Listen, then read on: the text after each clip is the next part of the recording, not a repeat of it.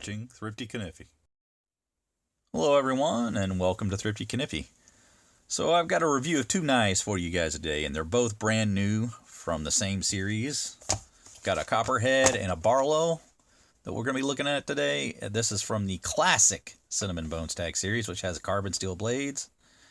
Now you'll note that the Bone Stag series, original one, the Cinnamon Bone Stag that Rough Ryder made, was not called Classic, and it had acorn shields and Damascus blades. This is not that same series. The model numbers that we're looking at here are RR2422. This would be the Copperhead. And then the other is the RR2429, which is the Barlow. They've got a trapper as well. I was not interested in that one, but that is available from Rough Ryder right now as we speak from Smoky Mountain Knife Works. The ones we're going to be focusing on today are the Copperhead and the Barlow. And just going to talk about the differences between these and the other series, and talk a little bit about how this is sort of the new generation of knives that we're going to be seeing in the future, as customer influence is finally starting to take hold from Rough Ryder. There was, I think, a large contingent of people wanting to get rid of the R bolster, and I think this is the first series that we have that is a reflection of that. So you'll see there's no R bolster on either of these knives, where otherwise there may have been. Now, there's still probably going to be a few series of knives that come out even after this that, you know, depends on how production works when they get actually released, but we will certainly start to see the knives look more like this in the future. So this is the most current style knife that you can expect to see from Rough Ryder. And what we've got is the elimination of the shield from the regular Cinnamon Bone Stag series, and they also had Damascus blades. These are just the same handle material without the fancy shield and the Damascus blades. So what we've got are nickel silver bolsters here, nickel silver pins with the ringed diagonal style bolster with the pinch on either end. And you get a good close look at the Cinnamon Bone Stag here. You can see it's machined. The grooves inside the cutout kind of indicate that, but you have really nice coloring, and the transitions and the build quality on this is really nice. You don't have any proud pins. You've got these black underliners here. You can see they go all the way across and on both sides. And you've got the brass liners beneath that with the stainless springs. Now you've got two springs on this Copperhead, one for each blade. And you can see the centering is pretty nice there. But a good look at the handle material. Give you a close-up shot.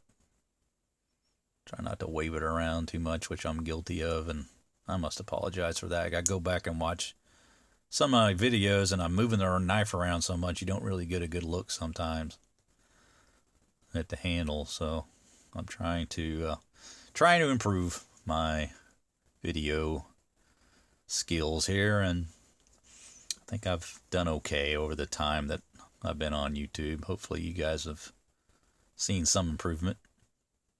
But I think these are really good transition in the handles, and they're really attractive, like the Cinnamon Bone Stag. It's a pretty much an instant want when I saw these going to be coming available.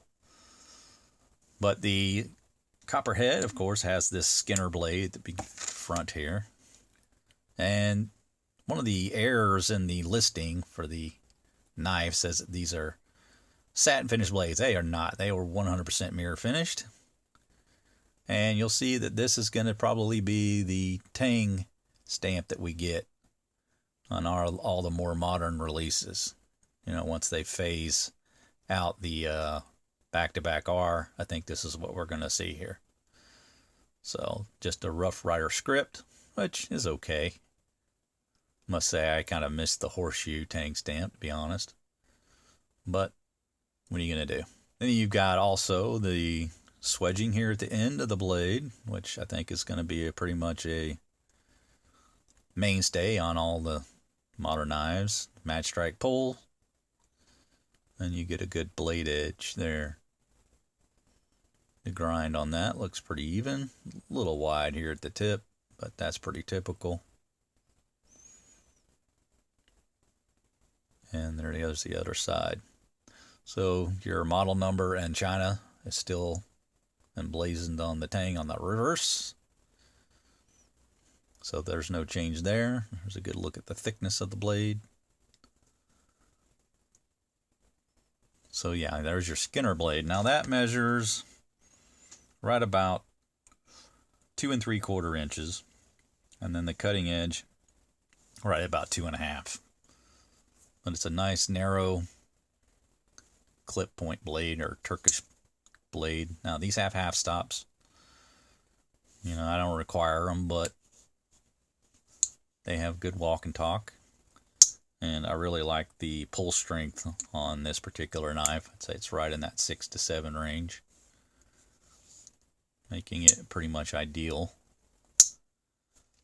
And then the second blade is the clip blade.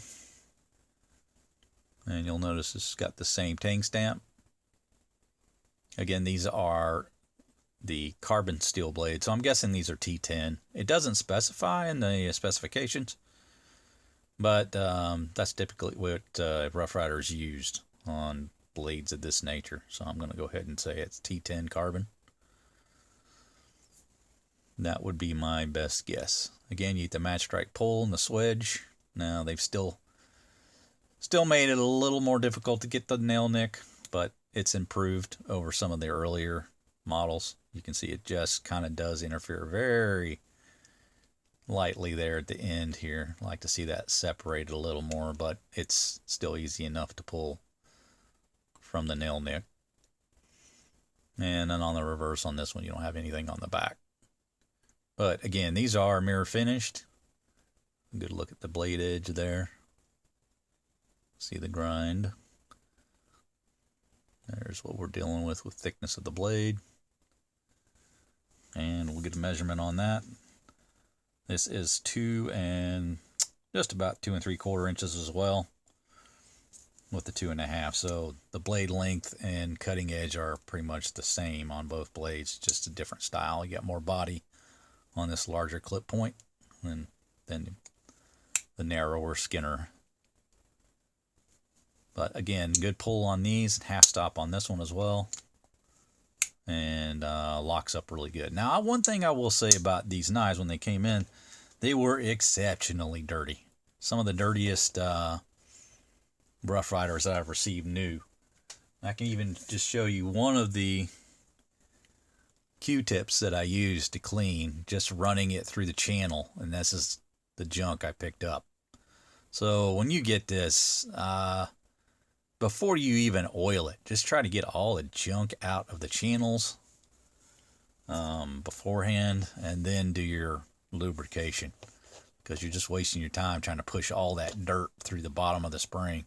Try to get all that crap out before you even attempt to oil it through there, and you'll save yourself a lot of hassle.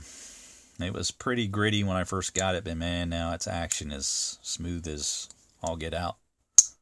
So it's worth the effort to get in there and start cleaning it. Now with this one, this is a single blade design, which I'm sure I'm wrong, but certainly not as common as the double bladed Barlow from Rough Ryder.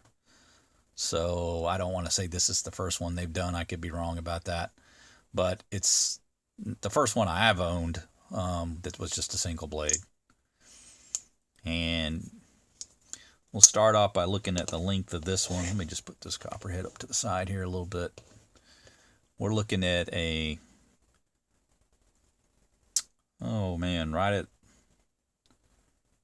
about 3 1/4 inches there, full length closed. Again, this can't be understated how great that looks without the R on there. It's a game changer for the appearance of the knife. So I really want to point out that, yes, I think this is the way to go and the way that Rough Ryder will be moving forward with new releases from here and beyond. But it's just the simplicity of the Barlow. I mean, this is what you want. You don't need a lot of billboarding here. And I think that this is a great looking example of a Barlow. And, this is what I would hope to see more and more of. Now, some people like the squared off style and the pinch. I mean, you can't have everything, right? I mean, one thing at a time. This doesn't bother me. I know it does bother other people, but it's to me, this is the right move forward. And it's hard to complain that they aren't listening. They are listening, so they're kind of meeting the customer request. Now, again, a good look at the Bone Stag here. Cinnamon colored, good transition in color. I love how this looks here before it gets into the darker colors. And then you have some highlights in between, color that aren't as dark as the cutout areas. Nickel silver pins, and nickel silver bolsters with the ring and the pinch. Again, there's the centering of that, thickness of the blade there. You can see these handles are nice and even, and they're well rounded. There's no edginess to it, like a lot of the other Rough Riders. Honestly, a little more corny, 90-degree corner style. And it seems like the springs on these have been more polished than I remember seeing. I wouldn't say they're mirror, but they're getting close. So kudos to them for taking the time. Again, they call them these satin finished blades. They are not. They are mirror finished. And you've got a match strike pull there. There's your blade edge. That side and that side. Again, we have that Rough Ryder tank stamp with the model number in China below it. Half stop. So much like the Copperhead, we have the same style handle and the black underliner there. You can see this has just got the single spring since it's only got the one blade. But you got brass liners beneath that. And just a really nice presented piece. No gaps there or anything. It's just nice to see. I mean, this kind of sets the standard for value to me in budget knives. With the build quality and the appearance. This is kind of the pinnacle of what we're looking for from Rough Ryder. Now, my one small complaint with the knife is this particular one, and I don't know that that's going to be the case with all these Barlows, but the pull is a little light, and I'd say it's probably about a 4.5. I'd like to have seen that be a little stiffer, but I don't know that that's necessarily going to carry over to every knife. I think we'll know in time when we get enough feedback whether that's the case with all of them. But that does tend to be the case when you have a weak spring, that all of them are pretty well designed the same. Wouldn't say it's weak, but it's weaker than I would like to see. I like a good stiff pull on a Barlow.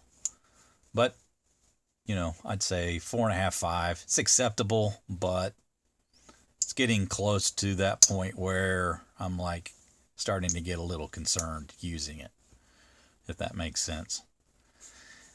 But half stop on it, so you got that for protection at least. But again, I'd say about a 4.5 on the pull. But a very attractive knife. Two great looking knives in the series. I don't know that I'll buy the Trapper, just not a big fan of the Trapper design, but that is an attractive piece as well.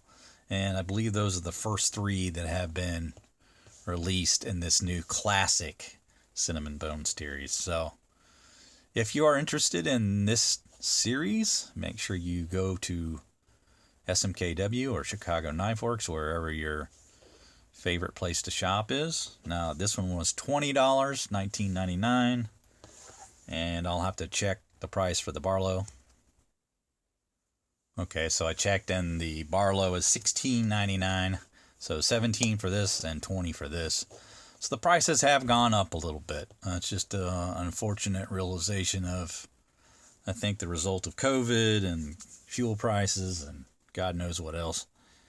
But you're going to have to, start ponying up a little more for these knives. But I think even at these prices, it would be hard to argue that they aren't a great value for what you get. But again, this is the Classic Cinnamon Bone Stag series with carbon steel blades, T10 blades on these guys. I'll have a quick look at I don't know if I measured this, so I'll make sure to do that. We've got 2.5 inch overall and about a 2 1/4 inch on that Barlow. Let's quickly look at the weights of these as well before I let you guys go.